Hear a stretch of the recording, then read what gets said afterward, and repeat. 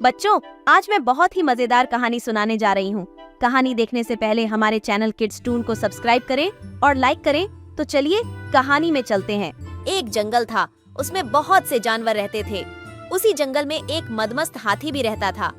हाथी बहुत बलवान था, उसे अपनी शक्ति का बहुत घमंड था। जंगल के सारे जानवर, यहाँ तक कि शेर भी उससे बहुत डरते थे।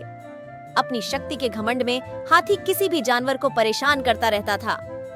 वह कभी किसी जानवर का घर गिरा देता तो कभी किसी को मार मार का अधमरा कर देता था। जंगल के सारे जानवर उस हाथी से बहुत परेशान थे। उसी जंगल में एक वृक्ष के ऊपर घोंसले में एक चिड़िया और एक चिरौटा रहते थे। एक बार चिड़िया ने अंडे दिए और उन अंडों पर बैठकर अपनी गर्मी से गर्माहट दे रही थी। पास में ही चिरौटा बैठा हुआ चिड़िया से बातें कर रहा था। तभी हाथी वहां आया और वृक्ष की छाया में बैठ गया। कुछ देर बाद उसे न जाने क्या हुआ। हाथी ने अपनी सूंड से वृक्ष को पकड़ लिया और जोर जोर से हिलाने लगा। हाथी के ऐसा करने से चिड़िया का घोंसला नीचे गिर गया और उसके अंडे टूट गए। ये सब देख चिड़िया और चिरौटा को बहुत दुख और वो विलाप करने लगे। हाथी के वहाँ से जाने के बाद कठफोड़वा वहाँ आ गया और चिड़िया और चिरौटा को धीरज बंधाने लगा। लेकिन कठफोड़वा की बातों का उन पर कोई असर नहीं हुआ। चिड़िया ने दुखी होकर कहा, हम इस घमंडी हाथी से बदला लेना चाहते हैं। यदि तुम हमारे मित्र हो तो इस हाथी से बदला लेने में हमारी सहायता करनी होगी। कठफोड़वा बोला, मैं अवश्य ही तुम्हारी सहायता करूंगा, परंतु हाथी से बदला लेने के लिए हमें कुछ और लोगों से भी सहायता लेनी होगी। मेरे जान पहचान की एक मक्खी है, वह बहुत होशियार है, हमें उसके पास चलना चाहिए। वे सभी मिलकर मक्खी के पास पहुँचे। मक्खी ने भी उनके आने का कारण पूछा तो उन्होंने अपनी दुख भरी कहानी बतलाई।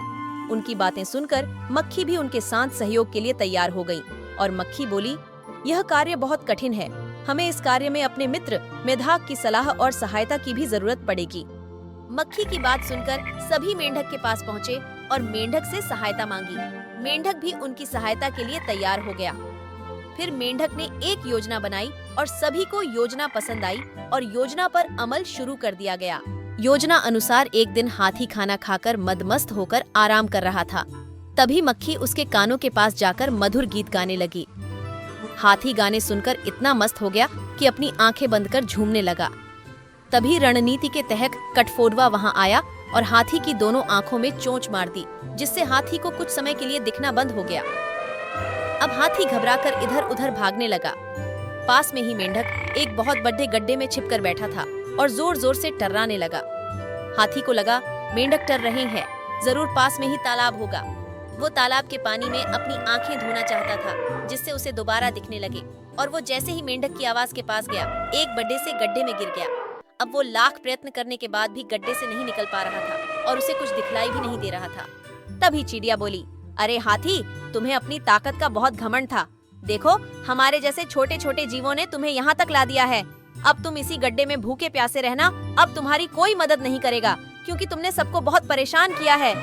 हाथी को अपनी गलती का एहसास हुआ और वह चिड़िया से माफी मांगने लगा, पर चिड़िया उसे माफ करने के लिए तैयार नहीं थी। इतनी देर में जंगल के दूसरे भी हाथी की आवाज सुनकर वहां आ गए। हाथी बार बार चिड़िया और दूसरे जानवर जिन्हें उसने परेशान किया था, सभी से माफी मांगने लगा। अंत में चिड़िया और जानवरों को उस पर दया आ गई और सभी ने मिलकर हाथी को उस गड्ढे से निकाल लिया।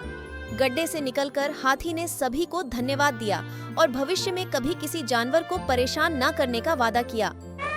इसके बाद उस हाथी ने कभी भी किसी जीव को छोटा या कमजोर समझकर उसे परेशान नहीं किया और जंगल के सभी जानवर आनंद पूर्वक उस जंगल में रहने लगे। शिक्षा। हाथी और चिड़िया की कहानी से हमें शिक्षा मिलती है कि एकता में बड़ी शक्ति होती है। एक साथ मिलकर बड़ी से बड़ी कार्य को बहुत ही आसानी से किया जा सकता है। इसीलिए कहते हैं, एक और एक 11 होते हैं। इसी तरह के रोमांचक या नैतिक कहानी देखने के लिए हमारे चैनल किड्स टून को सब्सक्राइब करें और लाइक करें। धन्यवाद।